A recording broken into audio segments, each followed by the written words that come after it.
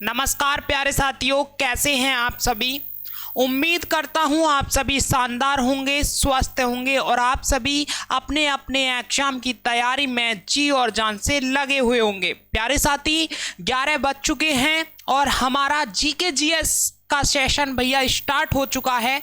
और आज जो टॉपिक है बेहद इंपॉर्टेंट टॉपिक है, जनगणना 2011। स्टूडेंट्स, आप सभी एसएससी का कोई भी प्रीवियस ईयर का एग्जाम उठाकर देखो, जनगणना 2011 से क्वेश्चन आपको हर शिफ्ट में मिल जाएंगे। चाहे एसएससी का कोई भी एग्जाम हो, मैं बात करूं एसएससी सीजीएल हो, एसएससी एमटीएस हो, एसएससी का भैया कोई भी एग्जाम हो, दिल्ली पुलिस हो, कोई भी एसएससी का एग्जाम हो, वहां पर जनगणना का भैया बेहद इंपॉर्टेंट है, बेहद बड़ा रोल है। इससे हर शिफ्ट में आपको क्वेश्चन देखने को मिलता है। तो स्टूडेंट्स, हमारे एमटीएस एग्जाम को तो भैया ये टॉपिक रामबाण है। मैं कहूँ तो इस टॉपिक से हर शिफ्ट में एक क्वेश्चन, और कभी कभी ऐसा भी होता है कि किसी ना किसी शिफ्ट में इससे 2 क्वेश्चन भी देखने को मिल जाते हैं। तो आप सभी तैयार हैं इस टॉपिक को कंप्लीट करने के लिए? जल्दी से बताइए मुझे, क्या आप सभी तैयार हैं? अगर तैयार हैं तो सभी का कमेंट में रिप्लाई आना चाहिए, यस सर, यस भैया, हम तैयार हैं इस शानदार टॉपिक को कवर करने के लिए और अपने एग्जाम में अच्छा स्कोर करने के लिए। तो चलिए प्यारे साथी, इस शानदार टॉपिक को स्टार्ट करते हैं। लेकिन उससे पहले अगर आपने रीपॉइंट क्लासेस को सब्सक्राइब नहीं किया है तो भैया सभी से हाथ जोड़कर अनुरोध है कि रीपॉइंट क्लासेस को सब्सक्राइब कर लीजिए। आपकी तैयारी यहाँ पर एसएससी एमटीएस की तैयारी आपके सिलेक्शन के लिए कराई जा रही है। तो चलिए आप भैया इस टॉपिक को स्टार्ट करते हैं, ज्यादा टाइम वेस्ट नहीं करते हैं। स्टूडेंट्स, हम बात करेंगे जनगणना 2011 की। जितने भी आंकड़े मैं बताऊंगा सब जनगणना 2011 पर आधारित होंगे, क्योंकि हम टॉपिक ही जनगणना 2011 का कर रहे हैं। स्टूडेंट्स, फिर से मैं बता दूं आपको, एसएससी एमटीएस में इस टॉपिक से कम एक क्वेश्चन, और कहीं कहीं ऐसा भी देखने को मिल जाएगा किसी शिफ्ट में इससे 2 क्वेश्चन भी आपको देखने को मिल जाएंगे। तो स्टूडेंट्स, बेहद इंपॉर्टेंट टॉपिक है, इससे क्वेश्चन आना अनिवार्य है। ये नहीं है कि इससे क्वेश्चन नहीं आएगा, गारंटी के साथ कह रहा हूं, ये क्वेश्चन तो हर शिफ्ट में इससे मिलेगा। और जो मैं आपको पढ़ाऊंगा, जो कंटेंट मैं आपको देने वाला हूं, उसी से आपको क्वेश्चन मिलने वाला है। यहीं से स्क्रीनशॉट लगेगा जो मैं आपको कंटेंट देने वाला हूं।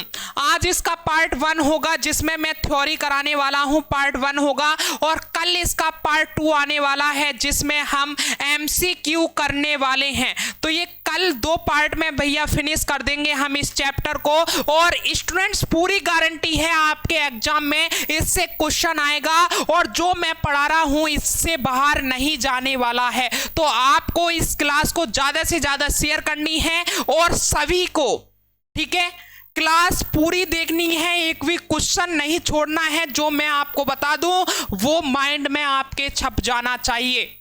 चलिए प्यारे साथी, तो स्टार्ट करते हैं क्लास को। सबसे पहले अगर मैं बात करूं आपसे कि जो जनगणना है, सबसे पहले हमें जनगणना का भैया जो उल्लेख मिला है वह कहां से मिला है? तो स्टूडेंट, जो जनगणना का उल्लेख मिला है वो 1500 ईसा पूर्व में इजराइल के मूसा के द्वारा भैया वहां के निवासियों की जनगणना का उल्लेख हमें मिला है। ध्यान से सभी पढ़ेंगे, 1500 ईसा पूर्व में इजराइल में मूसा के द्वारा वहां के निवासियों की जनगणना का उल्लेख मिलता है। अगर आपसे क्वेश्चन पूछता है एग्जामिनर कि बताइए जनगणना का उल्लेख कहां से मिला है, ठीक है, 4 ऑप्शन दे दिए उसने, ठीक है, 4 अदर कंट्री के नाम दे दिए, जैसे इजराइल, भारत, या फिर हम कहें जापान, या फिर कहें हम भैया अमेरिका। तो आपको टिक लगा देना है हमें इजराइल, ठीक है। किसके द्वारा मिला है? मूसा के द्वारा वहां के निवासियों की जनगणना का उल्लेख मिला है। कहां के? इजराइल के। कब मिला था? 1500 ईसा पूर्व में। कंप्लीट हुआ। चलिए आधुनिक पद्धति पर अब अगर हम बात करें तो आधुनिक पद्धति पर जो पहली व्यवस्थित जनगणना थी वो 1749 ईस्वी में स्वीडन में हुई थी।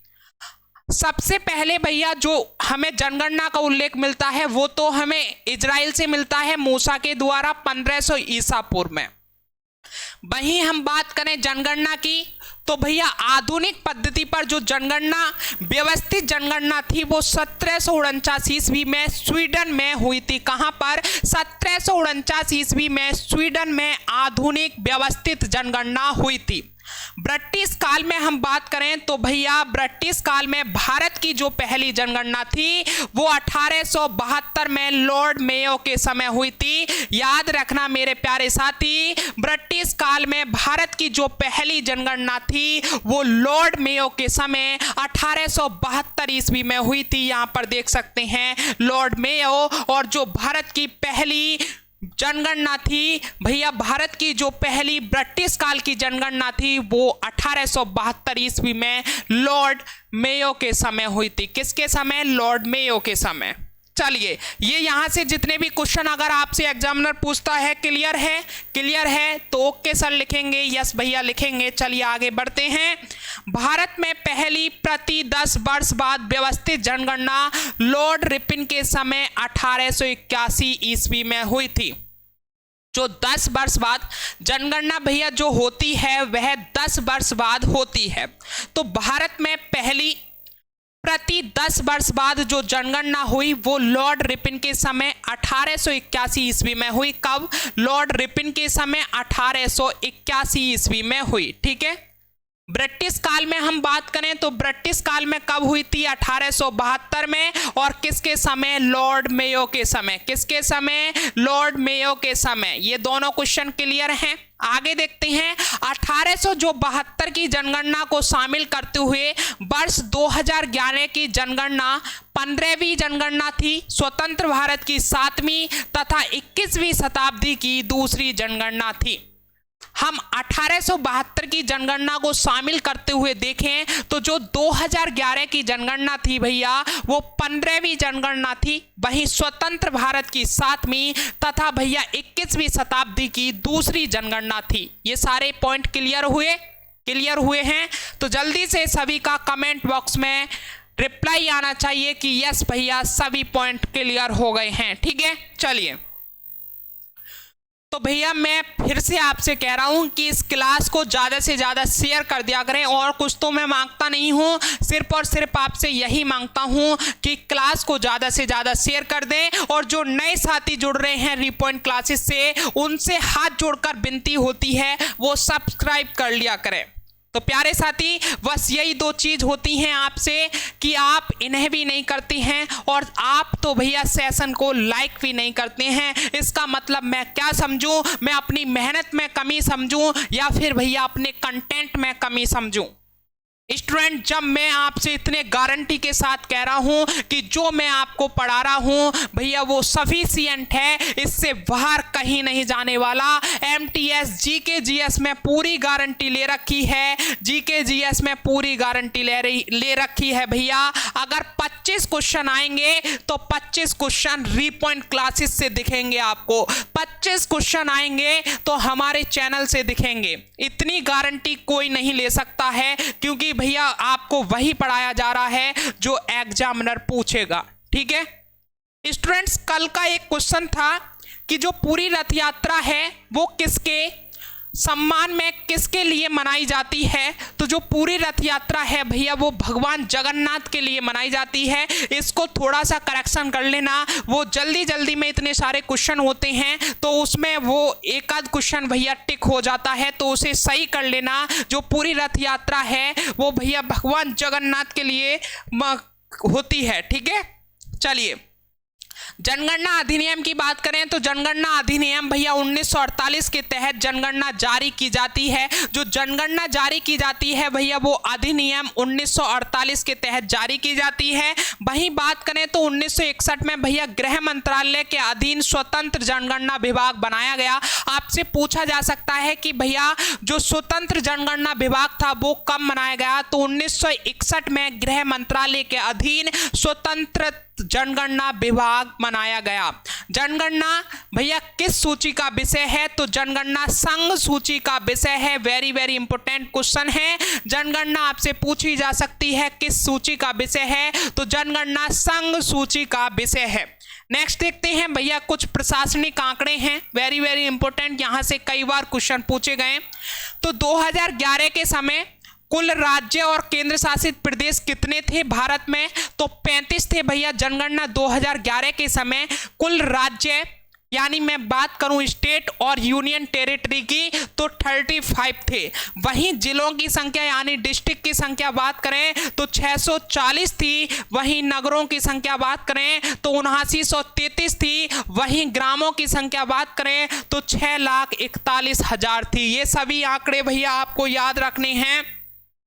कुल राज्य और केंद्र शासित प्रदेश भैया 35 थे जनगणना 2011 के अनुसार। जिलों की संख्या 640 थी भैया। नगरों की संख्या 7900 भैया 33 थी। और वहीं बात करें ग्रामों की संख्या तो 6,41,000 थी। ये सभी आंकड़े आपको याद रखनी हैं और नोट्स भैया साथ ही साथ बनाते चला करो, ठीक है। आपके लिए एक सुविधा और करेंगे हम, जो हमारी ये पीडीएफ होती है, इस पीडीएफ को भी आपको दी जाएगी, लेकिन ये पीडीएफ आपको रीपॉइंट क्लासेज एप्लीकेशन पर मिलेगी। तो जिन साथियों ने अभी तक रीपॉइंट क्लासेज एप्लीकेशन डाउनलोड नहीं की है वो डाउनलोड कर लें। स्टूडेंट्स, एक और आपके लिए इंपॉर्टेंट सूचना है। आज 4 बजे एक इंपॉर्टेंट सेशन आपके लिए मैं लेकर आ रहा हूं, वो सभी को देखना है। एसएससी एमटीएस 2024, इन 40 दिनों में आपको क्या करना है, कैसे तैयारी करनी है, मेरे साथ मिलकर आपको पूरी स्ट्रेटजी, पूरी रणनीति मैं लेकर आ रहा हूं। इस सेशन को मिस नहीं करना है, इसमें बहुत सारे आपके लिए सरप्राइज रखे हैं, ठीक है। तो ये सेशन आपको हर हालत में देखना है और सभी के साथ में शेयर करना है। तो आपको प्रशासनिक आंकड़े याद हो गए, जिले की संख्या कितनी है तो जल्दी से बताइए। 2011 के अनुसार 640। वहीं मैं बात करूं केंद्र शासित प्रदेश और राज्य कितने थे तो 35। वहीं नगरों की संख्या तो 7933। वहीं मैं ग्रामों की संख्या बात करूं तो 6,41,000 थे जनगणना 2011 के अनुसार। चलिए स्टूडेंट्स, मैं बात करूं महारजिस्ट्रार 2011 के समय, जनगणना 2011 के समय महारजिस्ट्रार और भैया जनगणना आयुक्त कौन थे? तो भैया डॉक्टर सी चंद्रमौली थे। महारजिस्ट्रार एवं जनगणना आयुक्त डॉक्टर सी चंद्रमौली थे। ये आपको याद रखना है, डॉक्टर सी चंद्रमौली, ये आप यहां पर देख सकते हैं। 2001 के समय मैं बात करूं तो जयंत कुमार वंठिया थे। कौन थे? जयंत कुमार वंठिया। 2001 में कौन थे भैया? 2001 में जयंत कुमार वंठिया थे, जयंत कुमार वंठिया, ठीक है। और भैया 2011 में कौन थे? 2011 में भैया डॉक्टर सी चंद्रमौली थे। कौन थे? डॉक्टर सी चंद्रमौली, ठीक है। ये सभी आपको नाम भी याद रखने हैं। 2001 में महारजिस्ट्रार और जनगणना आयुक्त भैया जयंत कुमार वंठिया थे। और 2011 के समय आपको याद रखना है महारजिस्ट्रार एवं जो जनगणना आयुक्त थे वो डॉक्टर सी चंद्रमौली थे, ठीक है। चलिए कुछ इंपॉर्टेंट पॉइंट और यहां पर नोट डाउन किए हैं, इनसे क्वेश्चन पूछता है, हर हालत में इनसे क्वेश्चन बनना भैया तय होता है। तो आपको याद रखना है, जो भैया जनगणना थी 2011 में, कुल जनसंख्या की बात करें तो 121 करोड़ के लगभग थी। कितनी भैया? 121 करोड़ थी। कितनी? 121.08 करोड़ थी। अगर हम सही आंकड़े की बात करें तो 121.08 करोड़ थी। और वहीं 10 की वृद्धि, यानी आपकी जनगणना 2001 में हुई, उसके बाद में 2011 में हुई, तो 2001 से यानी कि 10 साल में जो वृद्धि हुई वो कितनी हुई थी? तो 18 करोड़ के लमसम भैया आपकी 10 के वृद्धि हुई। वहीं परसेंट की बात करूं तो 17.17% भैया 10 की वृद्धि हुई। आपसे पूछ सकता है कि 10 की वृद्धि 2011 की जनगणना के समय कितनी हुई?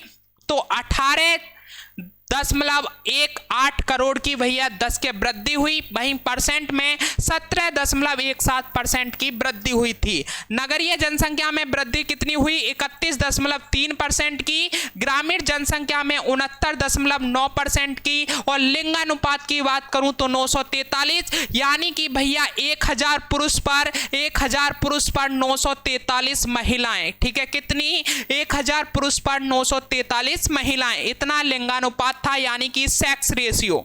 जनघनत्व की बात करूं तो 382 व्यक्ति वर्ग किलोमीटर 2011 की जनगणना के समय था। साक्षरता दर की बात करें तो साक्षरता दर जो थी भैया 73% थी। कितना?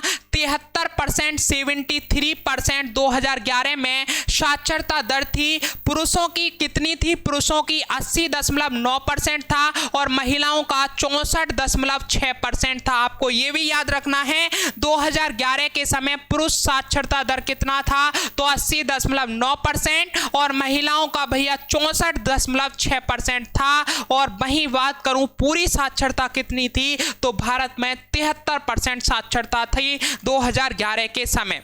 चलिए आगे देखते हैं। तो सबसे बड़ा तथा सबसे छोटे की बात करते हैं, यानी कि क्षेत्रफल की दृष्टि से सबसे बड़ा राज्य भैया राजस्थान। कौन सा? राजस्थान। इससे क्वेश्चन बनता है, इससे कई बार मैंने एसएससी ने कई बार इनसे क्वेश्चन पूछा है कि बताइए क्षेत्रफल की दृष्टि से सबसे बड़ा राज्य कौन सा है? राजस्थान। ठीक है, यहां पर बड़े ही अच्छे तरीके से क्वेश्चन बनाकर नोट डाउन किए गए हैं आपके लिए। क्षेत्रफल की दृष्टि से सबसे छोटा राज्य भैया गोवा। सबसे बड़ा कौन सा हो गया? राजस्थान। सबसे छोटा राज्य भैया गोवा। वहीं बात करें क्षेत्रफल की दृष्टि से सबसे बड़ा केंद्र शासित प्रदेश। ठीक है, अभी हमने स्टेट की बात कर ली, अब यहां पर यूनियन टेरिटरी की बात करें तो अंडमान निकोबार सबसे बड़ा यूनियन टेरिटरी यानी कि केंद्र शासित प्रदेश है। क्षेत्रफल की दृष्टि से सबसे छोटा केंद्र शासित प्रदेश भैया लक्षद्वीप है। कौन सा? लक्षद्वीप है क्षेत्रफल की दृष्टि से सबसे छोटा केंद्र शासित प्रदेश लक्षद्वीप। जनसंख्या की दृष्टि से, अभी क्षेत्रफल की दृष्टि से, अब जनसंख्या की दृष्टि से। ठीक है, दोनों पॉइंट याद रखने हैं, ये जनसंख्या है, यहां पर क्षेत्रफल की दृष्टि से। तो जनसंख्या की दृष्टि से सबसे बड़ा राज्य भैया उत्तर प्रदेश। कौन सा? उत्तर प्रदेश। जनसंख्या की दृष्टि से सबसे छोटा राज्य सिक्किम। कौन सा? सिक्किम।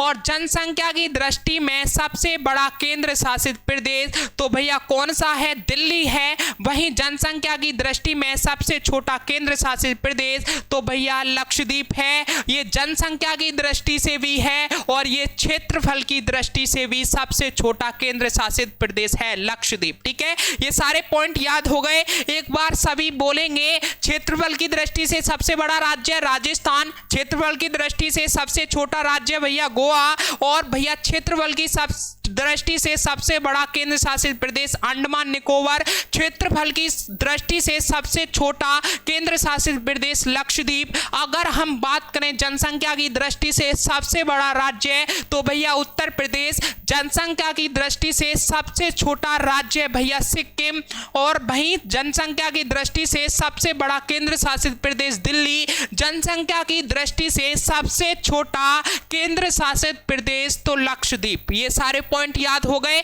भैया, आपके माइंड में छप जाने चाहिए। ठीक है, चलिए लिंगानुपात की बात करते हैं, यानी कि सेक्स रेशियो की। लिंगानुपात की दृष्टि में सबसे बड़ा जो राज्य है भैया केरल है, यानी कि 1000 पुरुष पर यहां पर 1084 महिलाएं हैं। तो सबसे बड़ा सेक्स रेशियो वाला जो राज्य है वो केरल है। ठीक है, लिंगानुपात की दृष्टि में सबसे छोटा राज्य हरियाणा, यहां पर 1000 पुरुष पर भैया 879 महिलाएं हैं। तो आप देख सकते हैं यहां पर सेक्स रेशियो कितना कम है।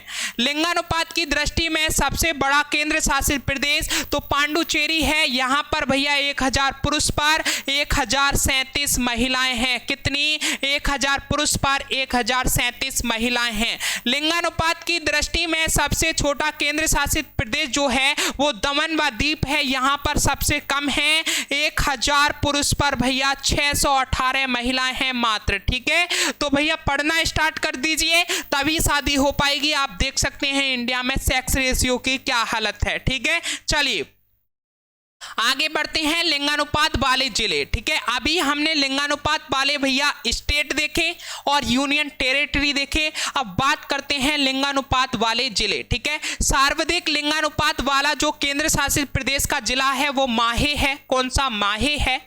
सर्वाधिक लिंगानुपात वाले राज्य का जो जिला है, अभी केंद्र शासित प्रदेश भैया कौन सा जिला है? माहे। और वहीं लिंगानुपात वाले सर्वाधिक जिले की बात करें तो अल्मोड़ा है। न्यूनतम लिंगानुपात वाला केंद्र शासित प्रदेश का जिला भैया लेह है। न्यूनतम लिंगानुपात वाले राज्य का जिला भैया दमन है। ठीक है, ये सारे पॉइंट क्लियर हैं? सारे पॉइंट क्लियर हैं तो सभी का कमेंट में रिप्लाई आना चाहिए, यस सर सभी पॉइंट क्लियर हैं। ठीक है, आगे बढ़ते हैं। नेक्स्ट देखते हैं साक्षरता दर। ठीक है, साक्षरता दर देखते हैं। अधिकतम साक्षरता दर वाला जो राज्य है वो केरल है। अधिकतम जो साक्षरता दर वाला जो राज्य है वो केरल है। अधिकतम जो भैया सेक्स रेशियो वाला जो राज्य है वो भी केरल है। ठीक है, ये केरल बड़ा ही इंपॉर्टेंट बन जाता है, इसे याद रखना है। अधिकतम भैया लिंगानुपात वाला और अधिकतम भैया साक्षरता वाला राज्य कौन सा है? तो केरल है। न्यूनतम साक्षरता दर वाला जो राज्य है वो बिहार है, यानी कि 61.8% ही इसमें एजुकेटेड लोग हैं। ठीक है, न्यूनतम साक्षरता दर वाला राज्य कौन सा है? बिहार है। भैया ये यूपी पुलिस के लिए भी सफिशिएंट क्लास है, यूपी पुलिस के लिए भी ये सफिशिएंट क्लास है। अगर कोई छात्र देख रहा है तो उसके भैया ये बेनिफिट होने वाला है, यहां से क्वेश्चन हर एग्जाम में पूछा जाता है।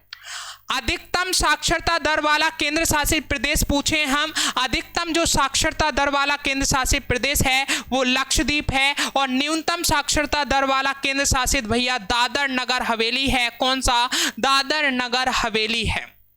चलिए आगे देखते हैं तो महिला साक्षरता देखते हैं। अधिकतम जो महिला साक्षरता दर वाला राज्य है भैया ये भी केरल है। ठीक है, कौन सा है? केरल है। एक तो भैया लिंगानुपात वाला सबसे बड़ा राज्य जो है वो केरल है लिंगानुपात की दृष्टि में। साक्षरता दर भैया केरल में है और महिलाओं की भी साक्षरता दर कहां पर है? केरल में ही है। 3 पॉइंट बन गए केरल से। न्यूनतम महिला साक्षरता दर वाला जो राज्य है ये भी बिहार है और सबसे कम भी भैया इसी में किस में है? बिहार में ही साक्षरता दर है। और न्यूनतम महिला दर भी साक्षरता की भैया बिहार में ही है। आगे देखते हैं तो जनघनत्व की बात करते हैं। अधिकतम जनघनत्व वाला जो राज्य है वो बिहार है। अधिकतम जनघनत्व वाला राज्य बिहार। न्यूनतम भैया साक्षरता दर वाला राज्य कौन सा है? बिहार है। न्यूनतम जनघनत्व वाला राज्य भैया अरुणाचल प्रदेश। ठीक है, अधिकतम जनघनत्व वाला राज्य बिहार। न्यूनतम जनघनत्व वाला राज्य भैया अरुणाचल प्रदेश। अधिकतम जनघनत्व वाला केंद्र शासित प्रदेश दिल्ली। और न्यूनतम जनघनत्व वाला केंद्र शासित प्रदेश अंडमान निकोबार। कौन सा है? अंडमान निकोबार है। ठीक है, आगे देखते हैं स्टूडेंट, धर्म के आधार पर जनसंख्या वितरण क्या था? जनसंख्या वितरण क्या था 2011 की जनगणना के अनुसार? तो भैया हमारे जनगणना 2011 के अनुसार हिंदू थे 79.8%, मुस्लिम थे भैया 15.23% और ईसाई थे 2.3% और बौद्ध थे 1.72%, जैन थे 0.4%। आपको स्टेटमेंट में भी क्वेश्चन ये पूछा जा सकता है कि धर्म के आधार पर जनसंख्या वितरण बताइए। ठीक है, आपसे आरोही क्रम अवरोही क्रम में क्वेश्चन पूछ सकता है। तो आपको याद रखना है सबसे ज्यादा हिंदू थे, उसके बाद में मुस्लिम थे, ईसाई थे, बौद्ध थे और जैन थे। हिंदू कितने थे? 79.8%। मुस्लिम कितने थे? 15.23%। ईसाई कितने थे? 2.3%। बौद्ध कितने थे? 1.72%। जैन कितने थे? 0.4%। सबसे कम किसकी संख्या थी? तो जैन की थी। ठीक है, ये भैया हमारा जनसंख्या वाला टॉपिक आज फिनिश हो गया है। कल इसके जितने भी MCQ हैं, ठीक है, यहां पर अगर हम कुछ चीजें कवर नहीं करा पाए हैं तो वो MCQ में कवर हो जाएंगी। लेकिन स्टूडेंट्स आपसे अगर क्वेश्चन पूछा जाएगा तो जो मैं पढ़ा रहा हूं, जो मैं आपके लिए कंटेंट दे रहा हूं, इससे बाहर कुछ भी नहीं जाने वाला है। स्टैम्प पेपर पर लिखवा लीजिए और बताइए और क्या कर सकते हैं हम आपके लिए। तो स्टूडेंट्स जनगणना वाला टॉपिक हुआ फिनिश। भैया जल्दी से बताइए, सभी के लिए समझ में आ गया? अगर कोई डाउट है तो मेरे से पूछ सकते हैं, आपके डाउट का सॉल्यूशन 100% दिया जाएगा। कोई भी डाउट है तो आप बेधड़क होकर हमें कमेंट कर सकते हैं, इंस्टाग्राम पर मैसेज कर सकते हैं, ईमेल कर सकते हैं, आप हमें टेलीग्राम पर मैसेज कर सकते हैं, आप कहीं भी हमें मैसेज कर सकते हैं, आप अपने डाउट को सॉल्व कर सकते हैं। ठीक है, तो स्टूडेंट्स यहां पर मैं आपसे लूंगा विदा, और जो नए साथी हैं उनसे बस एक ही अनुरोध है, अगर चैनल को सब्सक्राइब नहीं किया है तो सब्सक्राइब कर लीजिए। आपके एमटीएस की तैयारी यहां पर सिर्फ और सिर्फ एक ही चीज देखकर कराई जा रही है, सिलेक्शन को देखते हुए। तो स्टूडेंट्स आपका सिलेक्शन हमारे हाथों में है, आपको थोड़ा सा एफर्ट डालना होगा, बाकी तो हम आपकी तैयारी करा ही रहे हैं। स्टूडेंट्स फिर मिलते हैं एक और नेक्स्ट सेशन के साथ में, जब तक के लिए जय हिंद, जय भारत, वंदे मातरम। थैंक यू दोस्तों।